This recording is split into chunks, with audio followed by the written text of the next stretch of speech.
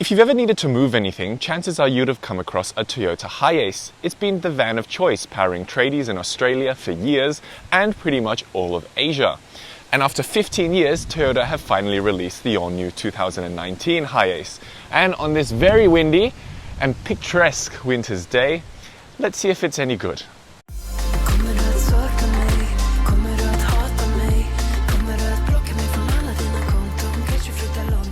Two powertrain options are available. This has a 2.8-litre turbocharged 4-cylinder engine taken from the Hilux and the Fortuner.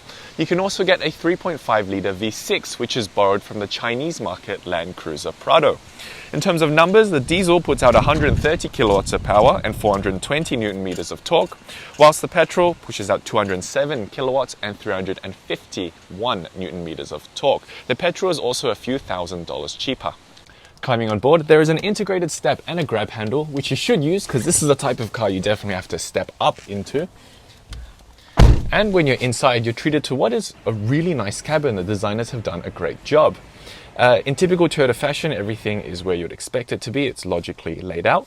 I like this dual tone setup. The brighter plastic makes it feel more airy. Speaking of airy in the cabin, look just how much distance there is between me and the front windshield. Same as the shoulder lines are kept low, so visibility overall in the Hiace is excellent. The seats are supportive and upholstered in this hard-wearing fabric material.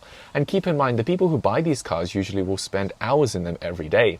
So the fact that the interior is so much nicer to be in is a really big plus. In front of you is a 3-spoke leather-wrapped steering wheel, which looks like it's been lifted from a much more expensive model in the Toyota range. And it's really nice. I really like the design, and it's logically laid out. On the left, controls for the multi-information display and volume, and on the right, cruise control. The steering wheel itself, the bolsters are also nice and thick, and the leather they've used is really soft. In the center is a 7-inch infotainment system that's similar to all Toyotas nowadays. The screen is bright and easy to read, and satellite navigation is included across all Hiace variants, which is nice to see. In terms of audio sources, there's what you'd expect, so AM and FM, DAB digital radio, and Bluetooth streaming.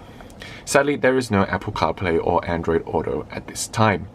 The touchscreen is responsive, although loading times for all the menus could be quicker, as you can see.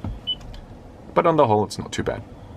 Another area where the Hiace excels is safety. Standard on every model includes a rear view camera with moving guide lights, front and rear parking sensors, and Toyota Safety Suite with autonomous emergency braking, lane departure warning with brake assist, blind spot monitoring, and rear cross traffic alert. There's also automatic high beam and road sign detection. Below there's the AC controls. No climate control here, just 3 standard dials for temperature, fan speed, and direction.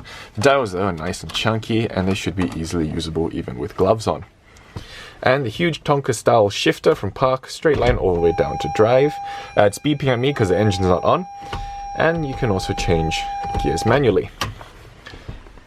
Below there is a USB power port, an auxiliary jack, and a 12-volt port there, but this isn't a very good place to put it, chiefly because, as you saw earlier, there's no storage tray to hold the device you're charging. You can't put it here because it'll just slide off when you turn a corner. That's not practical, so the only reasonable solution is to use this cup holder.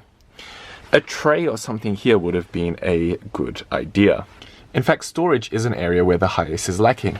You've got the center cubby, but that's really about it. There's no trays or liners in the center, no underseat storage, and no trays in the upper dash. So really for your small items, all you've got are just the cup holders.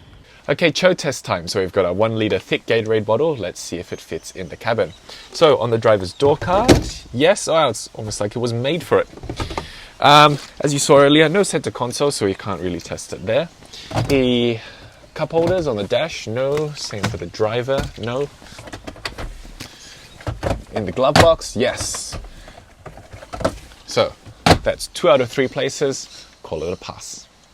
Above the driver, there's a huge sunglasses holder, along with 2 map lights, and sun visors so big that even the guys at the straight pipes would probably be gushing over it. Just look how big they are.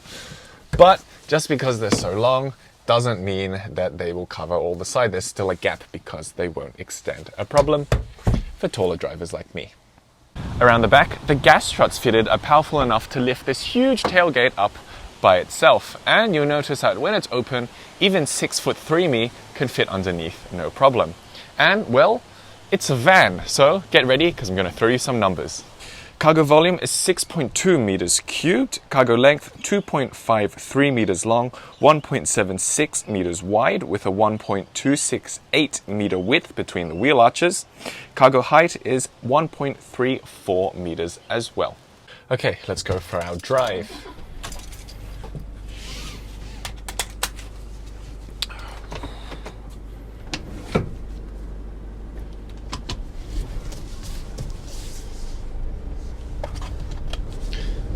Now, in the old Hi-Ace, there was no doubt that you were driving a van.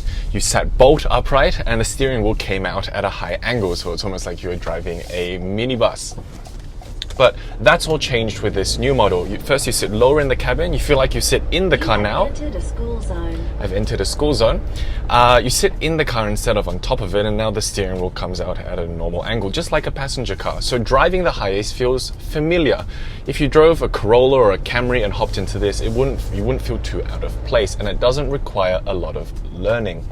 The wing mirrors are huge, and of course, as before, there's great visibility because you're so tall.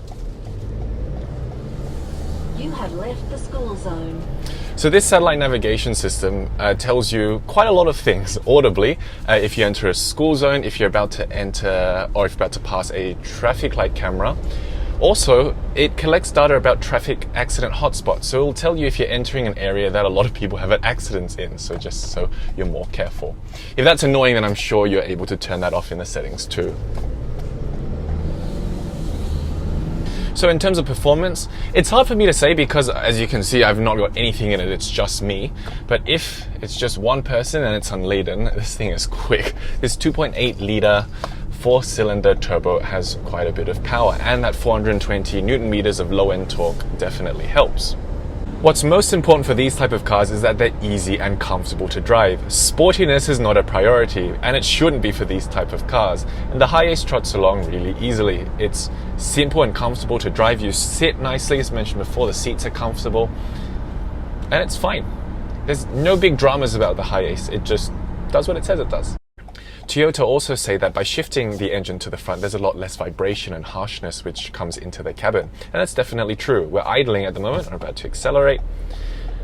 And with the seats, there's hardly any vibration that comes through. The old one, because you'd sit on top of the engine, that thing was like a massage chair. But not this one, which is a good thing. You can't really go wrong with the Hi-Ace because it does exactly what it says on the box. It is a van that will take you and your stuff from A to B cheaply and reliably.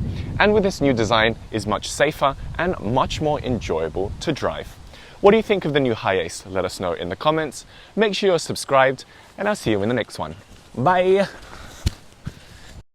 Type of cars is that they're easy and comfortable to drive. Sportiness isn't a priority, as it shouldn't. I can't speak.